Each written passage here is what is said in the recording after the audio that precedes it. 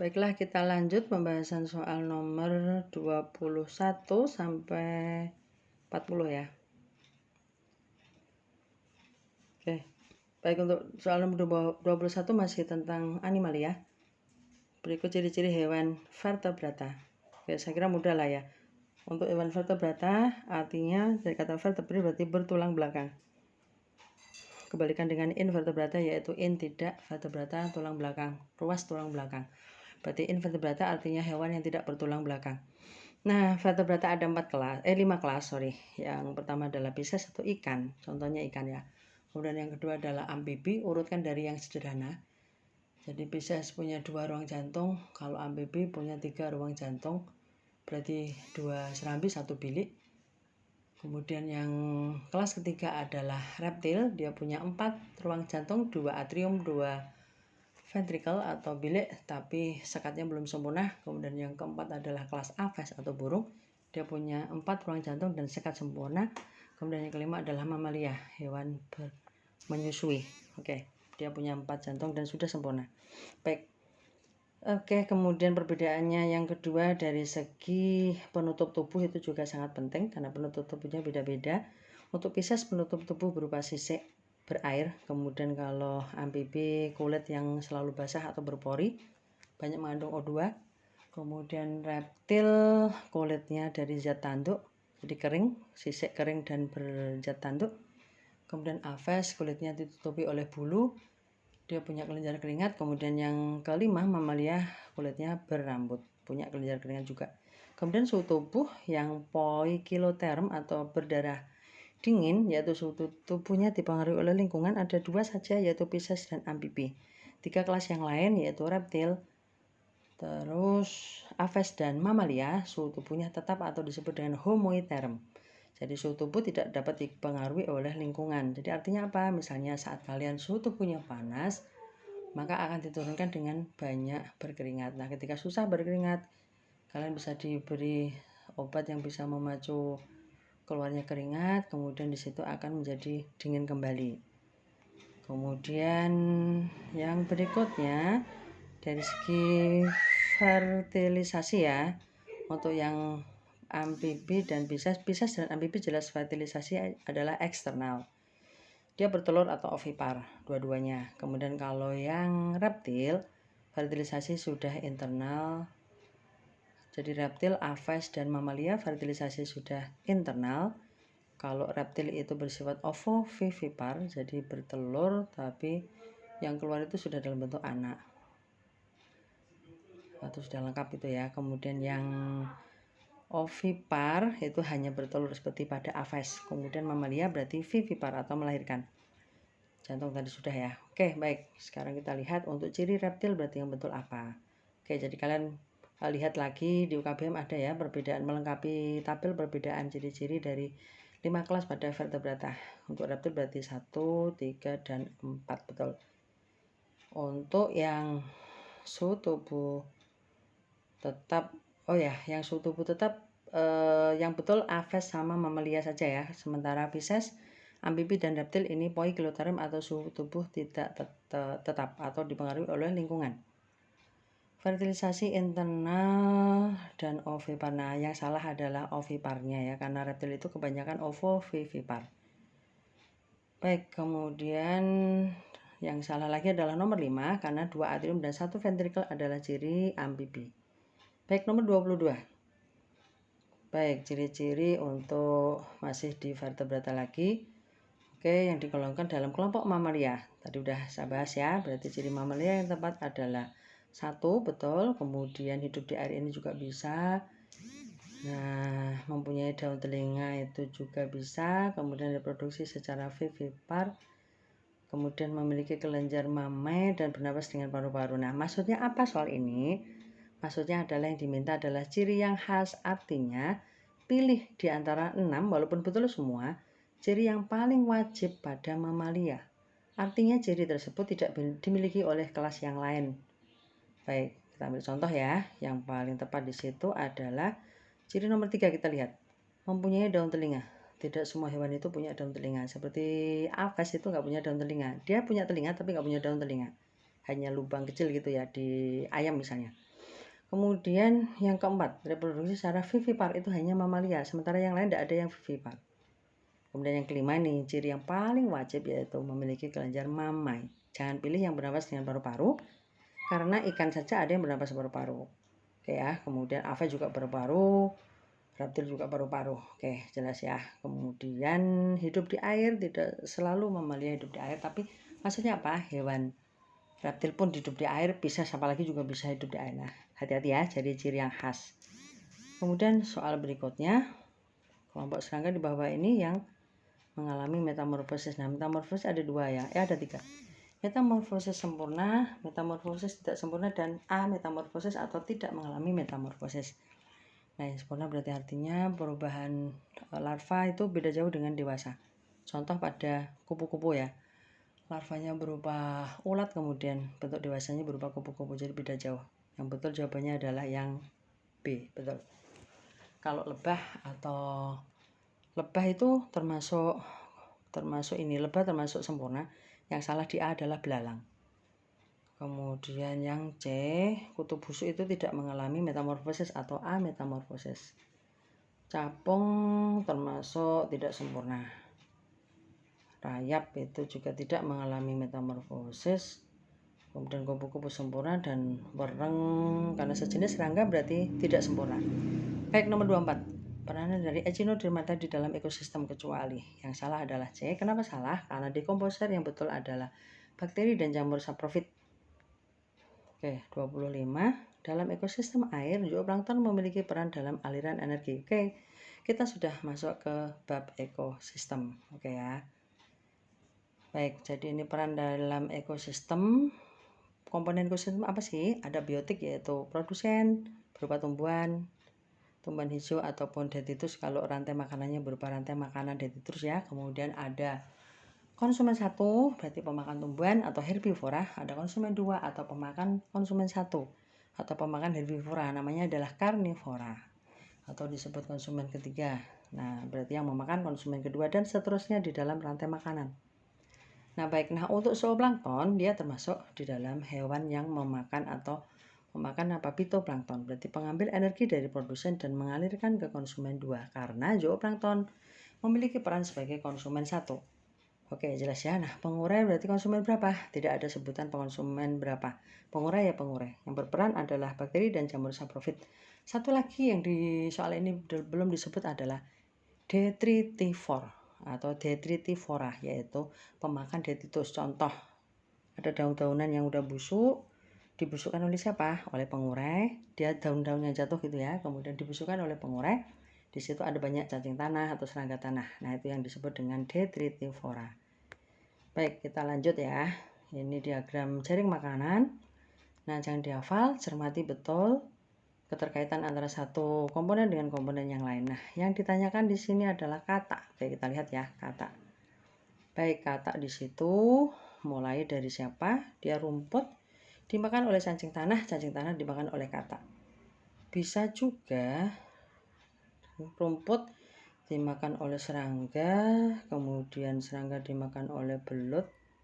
Nah, ini tidak ada ya jalurnya ke kata, berarti kata itu hanya sebagai konsumen 1, 2. Oke, cacing tanah adalah konsumen 1, kemudian kata ini konsumen 2. Oke, paham ya? Sementara contoh yang lain misalnya ya, kita ambil contoh sekarang untuk yang belut misalnya. Belut konsumen berapa? Kalian hitung. Belut itu urut dari apa? Rumput adalah produsen. Serangga berarti konsumen 1, belutnya berarti konsumen 2. Nah, kita ambil contoh yang lain. Bisa enggak komponen yang lain? Rumput ke cacing tanah, kemudian belut. Berarti sama, belut sebagai konsumen kedua. Tapi hati-hati, belut ada juga yang dari cacing pita. Nah, arahnya dari mana? Kalian lihat. Oke, saya kecilkan dulu ya. Jadi ada rumput dimakan oleh cacing tanah, kemudian ke kata, paham ya? Berarti kata adalah konsumen 2, kemudian ke manusia, konsumen 3, kemudian ke cacing pita berarti konsumen 4, baru ke belut berarti konsumen 5. Nah, ini contoh, berarti belut itu bisa juga sebagai konsumen 2 dan konsumen 5. Oke, bisa dipahami ya? Baik. Kita lanjut yang lain. Jadi untuk peranan di dalam bagan jaring makanan, silakan cermati di jaringnya aja.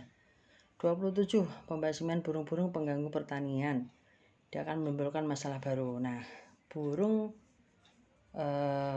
pengganggu pertanian misalkan dia memakan biji-bijian ya. Tetapi ketika burung itu dibasmi rame-rame atau menjadi punah, maka yang dimakan oleh burung, karena tidak semua burung itu juga makan ini ya, makan padi-padian, tapi dia juga bisa juga makan serangga. Nah, bisa jadi serangga ini menjadi menurun jumlahnya, banyak yang jumlahnya sangat banyak untuk serangga, karena pengendalinya yaitu burung pemakan serangga itu nggak ada atau punah, maka produksi padi bisa menurun akibat adanya serangga pengganggu. Baik, nomor 28. Nah, tadi udah saya singgung perbedaan rantai makanan. Nah, rantai makanan ada dua, yaitu rantai makanan perumput. Dari kata perumput berarti tumbuhan hijau, nggak harus rumput ya, tapi tumbuhan hijau yang lain, sebagai produsen atau sebagai taraf tropik 1. Serangga itu taraf tropik 2, katak taraf tropik 3, dan seterusnya. Paham ya? Sementara kalau rantai makanan detritus berarti dia produsennya berupa detritus. Nah, rantai atau taraf tropik kedua adalah pemakan detritus. Jadi misalnya cacing tanah atau serangga tanah. Oke, baik ya. Kemudian kita lanjut nomor 29. Di situ ditunjukkan satu kasus. Garis bawahi, kalian baca di situ. Oke. Yang paling pokok di situ kalian bisa lihat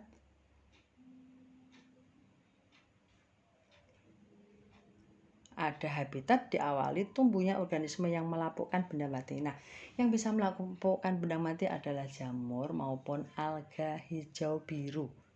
Ini yang disebut dengan tumbuhan perintis. Nah, berarti kondisi awalnya adalah rusak total atau tandus total. Maka ini adalah proses suksesi primer. Beda contohnya gini ya, misalnya dulu itu ada tsunami atau gunung Merapi yang meletus sampai mengeluarkan lahar panas. Nah, itu nggak hanya tumbuhan saja, tapi juga biji-biji atau calon biji itu sudah pada hangus atau pada mati semua, sehingga bisa jadi komunitas awal itu benar-benar rusak atau punah, kemudian pertumbuhannya lama atau butuh waktu yang panjang, menunggu ada biji lain dari tempat lain terbawa oleh angin atau yang lain kemudian tumbuh di situ, sehingga bisa jadi komunitas yang terakhir atau yang terbentuk kemudian itu bisa berbeda dengan komunitas awal. Sementara contoh yang suksesi sekunder misalnya ada hutan yang terbakar. Nah, hutan terbakar tidak mesti merusak semua bagian atau komponen. Bisa jadi calon biji atau buah yang ada di dalam tanah itu masih tumbuh atau masih bisa hidup. Maka proses atau lamanya suksesi primer akan lebih lama daripada suksesi sekunder. Oke, gitu ya. Dan suksesi sekunder biasanya komunitas akhir itu mirip dengan komunitas awal yang rusak. Baik, nomor 30. Dalam satu ekosistem sawah terjadi perbedaan energi. Nah, yang paling sedikit berarti yang dimana, nah prinsipnya gini ya, yang paling banyak mengandung energi adalah sinar matahari. Pasti itu ya, karena sinar matahari bisa menyinari gak hanya makhluk hidup tapi juga semua komponen termasuk ini alam atau termasuk faktor abiotik. Nah, yang mengkonsumsi sinar matahari dan memanfaatkan dari energi cahaya diubah menjadi energi kimia adanya tumbuhan atau yang bersifat autotrof. Nah, jadi energi paling tinggi justru pada tumbuhan. Energi pada herbivora atau konsumen 1 lebih rendah daripada tumbuhan. Kandungan energi pada konsumen 2 atau karnivora 1 dia lebih rendah daripada herbivora dan seterusnya. Maka di dalam soal ini ada gambaran rantai makanan dimulai dari produsen yaitu jagung, kemudian ulat atau belalang ya, sama-sama pemakan jagung. Nah, kemudian burungnya sebagai pemakan ulat dan belalang, baru burung dimakan oleh ulat. Nah, maka yang memiliki energi paling rendah adalah yang paling bawah, yang paling sedikit, paham ya, yaitu yang paling atas, yang paling sedikit mengandung energi adalah tingkat atau level tropik paling atas. Nah, di sini ular kebetulan yang paling atas. Baik, kita lanjutkan ya, nomor 31. Dalam sebuah ekosistem tumbuhan pemasok energi bagi makhluk hidup. Oke, berarti kenapa kok tumbuhan sebagai pemasok? Nah, alasannya jelas ya, karena menggunakan energi matahari untuk menghasilkan senyawa organik. Jadi hati-hati ya. Tumbuhan itu dari anorganik berupa CO2 dan H2O diubah menjadi senyawa organik yaitu glukosa. Kalau yang dari menguraikan senyawa organik menjadi senyawa anorganik, ini adalah pekerjaan yang C ya, itu adalah pekerjaan pengurai atau dekomposer. Oke, jelas ya. Baik, kita lihat nomor 32. Nah, kalau E, menghasilkan oksigen untuk oksidasi zat makanan, itu semua dilakukan oleh tumbuhan ya, menghasilkan oksigen. Kalau menggunakan oksigen untuk oksidasi zat makanan, itu semua makhluk hidup. Baik, berikutnya 32. Oke, contoh interaksi di dalam ekosistem. Saya kira mudah, SMP sudah pernah. Ada interaksi yang disebut dengan simbiosis. Contohnya ada simbiosis mutualisme, berarti saling menguntungkan. Contoh di sini yang mutualisme adalah C, bakteri E. coli dengan usus besar manusia. Kemudian contoh komensalisme, satu untung satu tidak rugi. Contohnya adalah E, itu jelas ya, anggrek yang menempel pada pohon mangga. Kemudian bisa juga tumbuhan sulur atau yang menjalar itu ya, nempel pada batang tumbuhan lain, itu tidak mengganggu karena dia hidup sendiri-sendiri. Baik, yang berikutnya adalah parasitisme, berarti satu untung satu rugi. Contohnya di situ adalah cacing pita dalam usus halus manusia. Cacing pita untung dia mendapatkan sari makanan di tubuh manusia atau dari usus halus manusia, sementara manusia menjadi kurus atau kekurangan sari makanan. Nah, untuk yang padi dengan rumput di sawah, belalang dengan burung pemakan serangga di kebun, itu adalah contoh kompetisi atau bersaing. Baik, kita lanjut ya. 33 ada rantai makanan tapi dalam bentuk gambar. Yang ditanya adalah peranan komponen X. Nah, X itu apa? Cermati di situ. X itu mengkonsumsi A. Mengkonsumsi tumbuhan ya di sebelah kirinya. Nah, berarti X-nya itu adalah herbivora atau konsumen satu. Jelas ya? Kemudian soal berikutnya nomor 34. Bakteri pada bintil akar. Nah, bintil akar di situ ada bakteri dan akar tanaman kacang-kacangan atau leguminase. Berarti ini adalah contoh mutualisme karena saling menguntungkan. Menguntungkannya bagaimana? Tumbuhan mendapatkan unsur hara lebih banyak. Nah, kemudian akar bisa lebih luas ya permukaannya sehingga bisa menyerap unsur hara di tanah lebih banyak. Sementara si bakterinya itu bisa mendapatkan sumber energi. Baik, sekarang nomor 35 itu tentang daur atau siklus oksigen dan karbon dioksida. Nah, cermati dari gambar di sini. Untuk yang siklus CO2 itu, nah semua di alam ini bisa menghasilkan CO2. Bisa dari sisa pernafasan. Semua makhluk hidup termasuk kalian sendiri ya ketika bernafas akan menghasilkan CO2. Sementara tumbuhan juga sama, respirasi juga menghasilkan CO2. Selain itu, CO2 juga bisa dihasilkan oleh pabrik atau industri ya, karena sebagai sisa buangan. Baik, paling banyak misalnya dari industri pemakaian batu bara. Kemudian yang berikutnya, nah tumbuhan ini bisa melakukan fotosintesis atau fiksasi. Fiksasinya apa? Fiksasi CO2 untuk menghasilkan O2 dan zat makanan. Sementara pada hewan dan tumbuhan serta mikroba yang lain, itu dia memanfaatkan oksigen dari hasil fotosintesis. Oke, jelas ya. Berarti jawabannya kita lihat yang betul adalah yang C, penghasil CO2 melalui proses respirasi. Nah, respirasi sendiri itu adalah menguraikan senyawa organik menjadi senyawa anorganik. Itu betul ya, tapi yang diminta di sini adalah yang bertanda X. Nah, yang bertanda X di sini apa? Kalian bisa lihat. Yang bertanda X di situ adalah bakteri ya, bakteri dan jamur saprofit. Berarti dia berperan untuk menghasilkan CO2 melalui proses respirasi.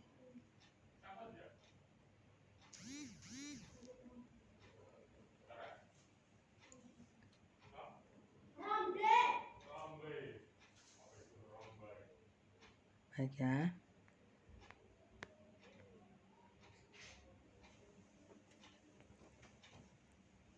Oke, yang berikutnya untuk jaring makanan ya. Kalian lihat di sini apa yang terjadi jika burung banyak diburu oleh manusia. Oke, burung kita lihat ya. Burung kat atau punah. Berarti pemakan belalang nggak ada, pemakan ulat nggak ada, pemakan laba-laba juga tidak ada. Ketiganya nanti jumlahnya pasti apa? Melimpah. Jika melimpah maka tumbuhnya akan sedikit. Jadi populasi tumbuhannya menurun, betul. Nah, bagaimana dengan elang? Nah, elang itu makanannya burung. Berarti kalau elang burung mati, maka elang kekurangan makanan. Nah, bagaimana dengan A? Kenapa salah? Populasi belalang dan laba-laba menurun. Nah, ini jelas salah. Karena harusnya karena predatornya nggak ada, maka mereka akan meningkat. Populasi ulat dan laba-laba menurun. Ini juga salah sama. Populasi tumbuhan dan ulat meningkat. Nah, tumbuhannya tidak meningkat, justru menurun. Ya. Kalau ulat meningkat, betul. Populasi kelinci dan elang meningkat. Kelinci dan elang, kalian lihat. Oke, elang masih bisa memakan kelinci, betul. Tetapi dengan hilangnya burung, maka sumber makanannya bisa lama-lama habis. Jadi yang betul yang E ya. Baik, nomor 37. Contoh piramida. Nah, piramida itu ada 3, ada piramida jumlah. Berarti menyatakan atau menggambar sebuah piramid sesuai jumlah individu di dalam satu komponen ya, atau dalam satu level tropik. Produsen ada berapa? Kemudian misalnya ya dalam 1 meter persegi di sawah gitu ya, berarti produsennya kalian hitung. Untuk padi, tanaman padi ada berapa, itu jumlah. Kemudian belalang di situ ada 10 misalnya, dan seterusnya.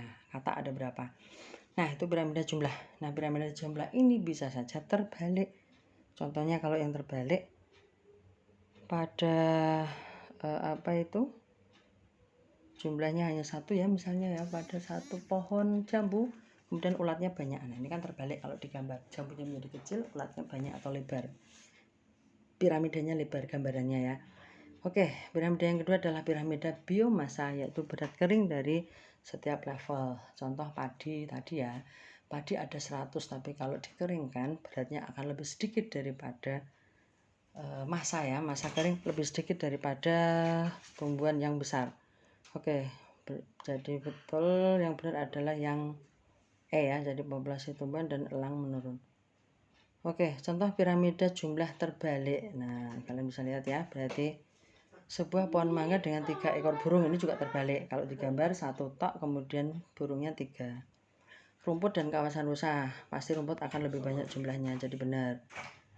Kawasan ulat bulu pada sebuah pohon jambu. Nah, ini lebih jelas. Kalau yang 10, yang A 10 pohon mangga itu berarti lebih banyak jumlahnya, sementara yang 3 ekor burung sedikit. Berarti jawabannya betul adalah D. Baik, 38 adalah daur nitrogen. Nah, atau salah satu dari contoh daur biogeokimia. Oke, denitrifikasi itu adalah proses pada gambar nomor 4. Oke, kalian cermati ya bagian-bagian di situ. Oke, angka 1 kalian lihat ya.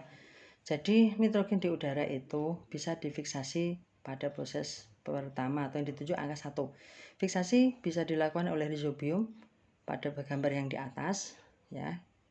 Kemudian diubah menjadi amonium atau NH4.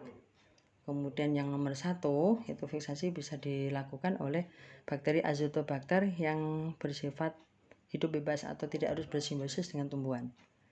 Kemudian setelah itu nanti akan dihasilkan amonium. Nah, amonium pun bisa dihasilkan dari proses nomor 5, yaitu proses dekomposisi.